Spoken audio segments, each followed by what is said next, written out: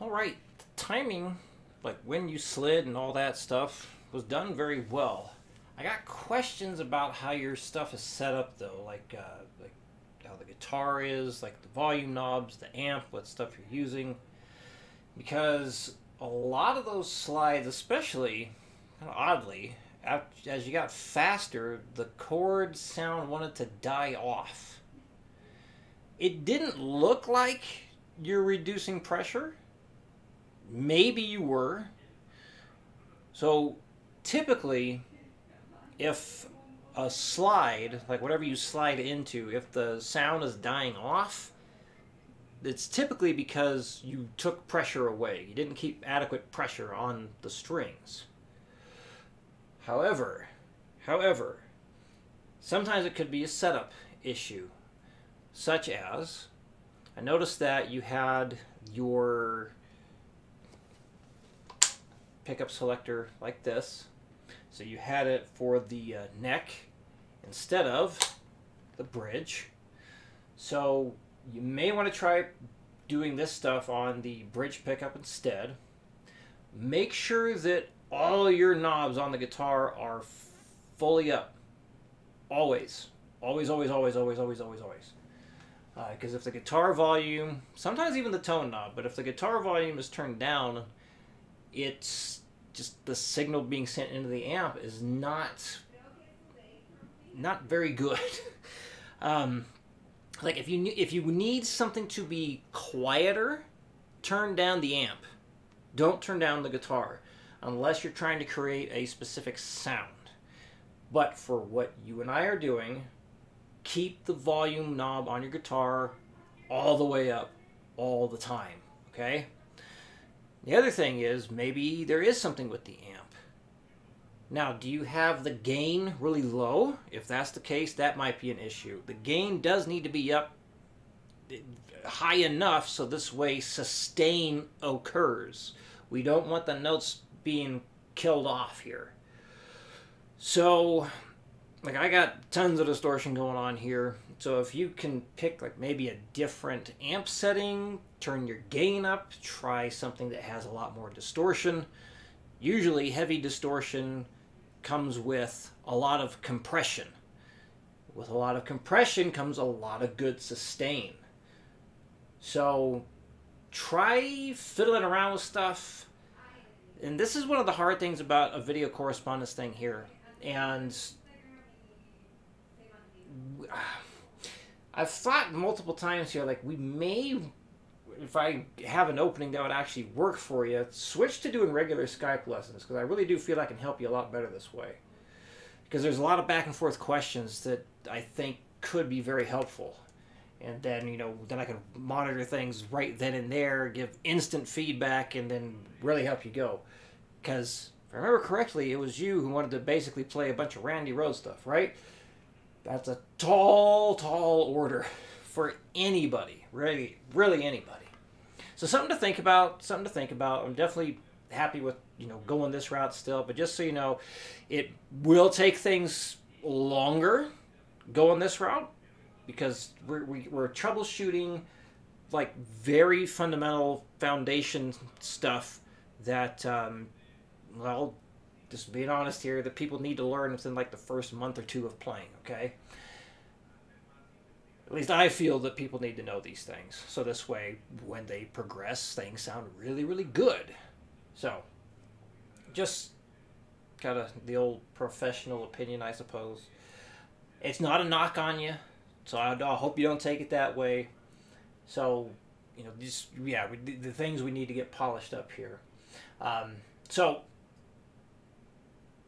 like I am going to be signing off for my usual weekend here after I send this video over to you. But that being said, if you could send me the info on what amp you use, and what settings you have for that amp, and then I could just look it up online, see like, okay, well maybe try this, try that kind of setting, and see if that can help you there.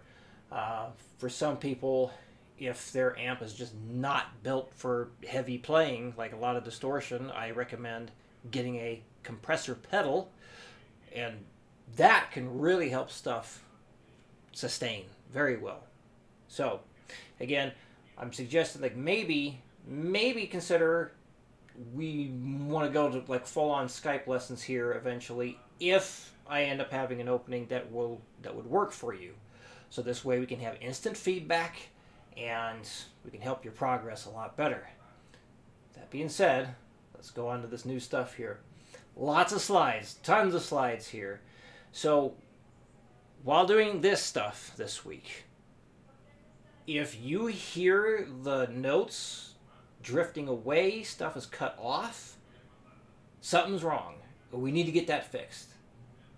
So proper slides, whether it's by technique or gear being set up properly, it needs to sustain. We have to hear everything. If stuff is cutting out, dying off, something's wrong, and it needs to get fixed. So that's the big thing here. We're going to slide like crazy this week, making sure that everything is clearly audible. Okay?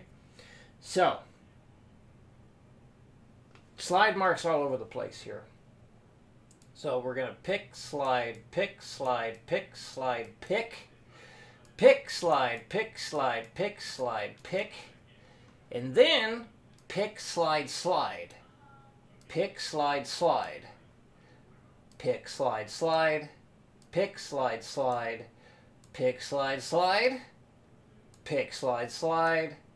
Pick, slide, slide. Pick, slide, slide. So, sliding all over the place. And fair warning, Guitar Pro slides when you're going up and down a whole step, like going from just the first two chords. Sounds kind of funny. So, just a heads up if you haven't noticed that yet. So here we go. 60 beats per minute. 1, 2, 3, 4. 1 and 2 and 3 and 4. 1 and 2 and 3 and 4. 1 and 2, 3 and 4. 1 and 2, 3 and 4. 1 and 2, 3 and 4. 1 and 2, 3 and 4. Done. 120. 1, 2, 3, 4.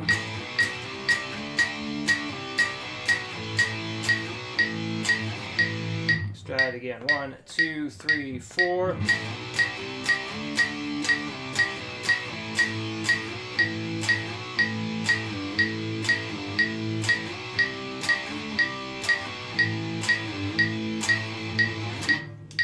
Hit one more at 180. 1, 2, 1, 2, 3, 4.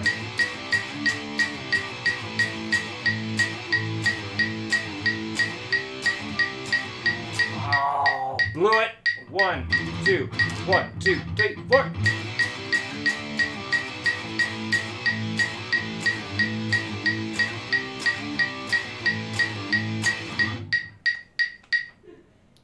Would be beneficial to just memorize what the chords are so you can watch what your fret hand is doing. Alright, so hopefully all this stuff makes sense.